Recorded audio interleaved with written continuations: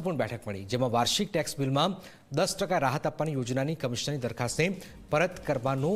Committee દ્વારા નિર્ણય કરાયો છે।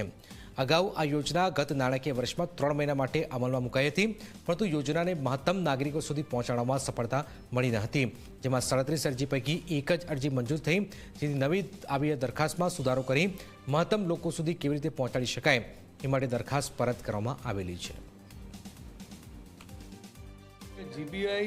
જીબીવાય રૂફ ઇન્સેન્ટિવ સ્કીમ પ્રોપર્ટી એમાં નંબર 1 કે જેના રૂફટોપ ઉપર બગીચો હોય, જે મિલકતના ઉપર પ્રોપર્ટી ઉપર,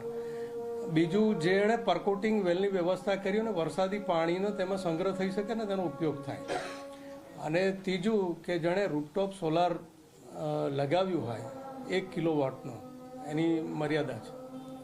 તો આ રીતે જે લોકો પર્યાવરણનું સંવર્ધન કરતા હોય તેને એપ્રિશિએટ કરતા હોય એ રીતે અમે એના 10% પ્રોપર્ટી ટેક્સમાં